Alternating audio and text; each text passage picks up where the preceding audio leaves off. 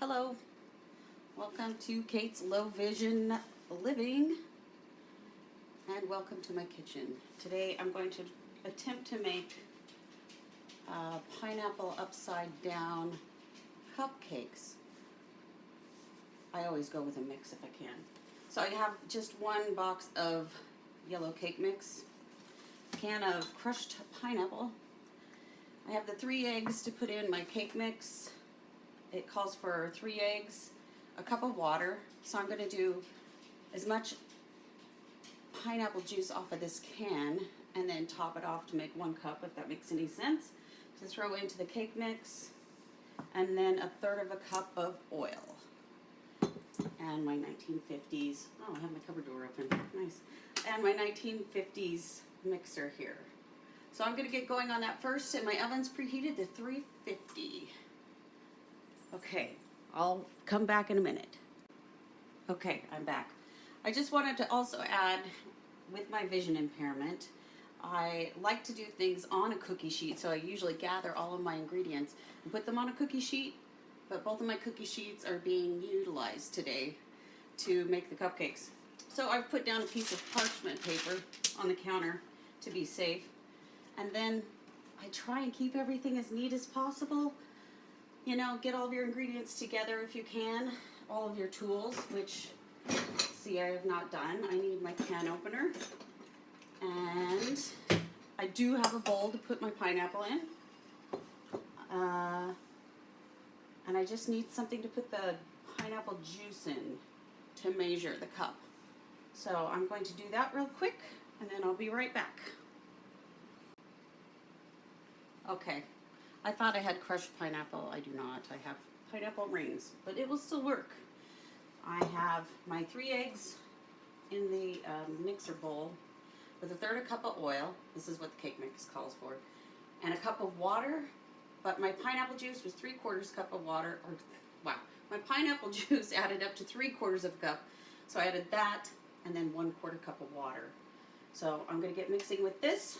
So I have all my wet ingredients in here. I'm going to mix that first, and then add my cake mix.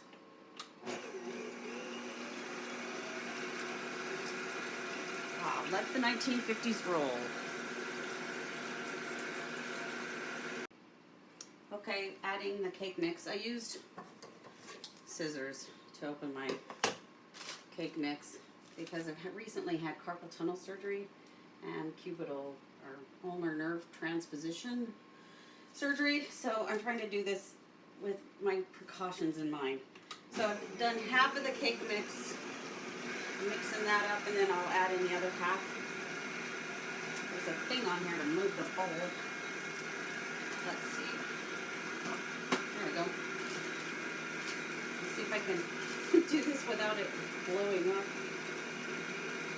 into the stratosphere. Okay, so I'm just doing this. So you just want to make sure it's all in the bowl for one, and well mixed. Let's see, turn it over a bit. And if it gets stuck to the sides, make sure you have your spatula and scrape her down like that. So this is going to be all all mixed up.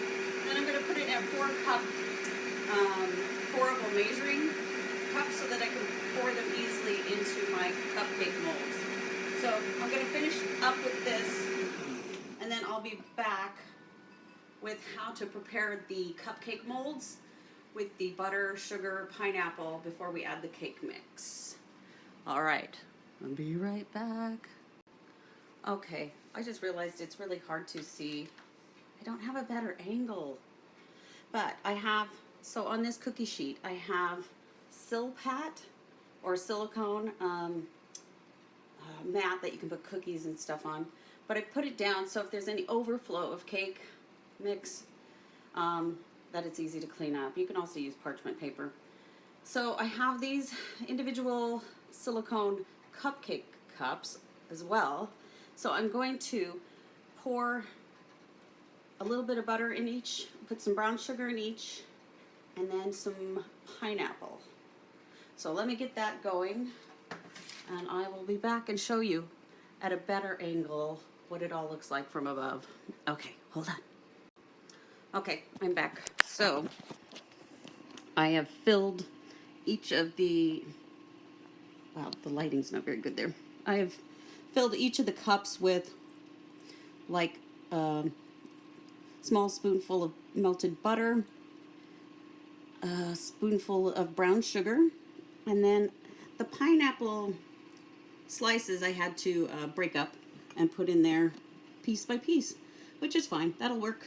So my next thing is I'm going to pour the batter on top, and then I will come back and we will see what that looks like before we put them in the oven. Okay, I'm back. So I topped off the cupcake, the silicone cupcake cups that I have the butter, brown sugar, and pineapple in. I topped it off with the cake mix that I made. Now I tried to pour it out of the 4-cup measure. That didn't work so well. It's a little thick, the batter. So I used just like a small ladle and put them on there. Or I mean, use the ladle to put them on in the cups. That's what I'm trying to get at. Put them in the cups. So I also shake it a little bit, knock it, any air bubbles, since we have like a filling on the bottom. That way it'll settle in and bake right. If you hear any like little clinking sounds, it's raining here in Seattle. Surprise. There's kind of a storm. And if you hear any other clicking, it's my dog, or our dog, my husband and I, our dog Baker, who likes to come in and out of the kitchen. You know how they are. Okay, so I'm going to stick these in the oven, I believe for, hold on, let me go check the time on it. Okay, I searched all over the whole package with my magnifying glass to see. Usually it'll tell you like what size cake pan and how long you leave it in the oven for, but it doesn't. So when in doubt, I always ask, you know, that thing that's an Echo Dot or Alexa. So let me ask, Alexa, how long do you bake cupcakes for? It is recommended to bake cupcake in the oven for 18 minutes to 20 minutes at 350 degrees Fahrenheit. To ensure an even bake, after 9 to 10 minutes, spin the pan and continue We'll cooking. spin the pan after 8 or 9 minutes. The cupcakes should be Alexa, baked off. in a Sorry if that triggered anyone. I mean, triggered your mechanism thingy.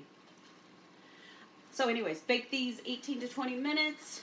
You can turn the pan. We have somewhat, wow, the wind's really blowing. We have somewhat of a convection oven, so the air kind of blows around. So I'm going to stick those in the oven for, I'm going to set it for 15 and check. So Alexa, set timer for 15 minutes. So we're going to do that, or I'm going to do that. Starting now. Okay, good, you start. Okay, and then we'll come back and see how those turned out before we start the next batch. I also, it said that it would make 24. Yeah, I have maybe enough batter in here for 4 more, not 12 more. So, you know, we will see. All right, we will be back with the finished product. There's the timer. Alexa, off. So I took them out after 18 minutes, but they needed, it looked like they needed more time. So in actuality, it's been 21 minutes. So I'm going to take them out. It smells delicious in here, but that doesn't always mean they're good, so. All right. Here they are. So I'm going to let them cool, and then I will try to invert one upside down. Make sure you always use protection when you're grabbing things out of the oven. I know this for a fact. My depth perception, because I'm visually impaired, I've burned my arms on the rack. Anyways, I'm going to let these cool for a good 10-15 minutes, and then I will invert one, and we will see how they turned out. All right. Okay, I'm having a hard time being patient. So I'm going to try and flip one of these guys up and over. Let's see. The silicone should make it pretty easy. Ooh, ta-da. Looks pretty good. I've made pineapple upside down cake before, but not cupcake. I mean, I know it's not like, you know, brain surgery or something, but I like to make these. I'm trying to get better at making things that my grandmother made, because we have a granddaughter who is 11, a grandson in Spokane who's 2.5, and a grandson who is 9 months old. So, working on sweet treats. Okay, let's try this.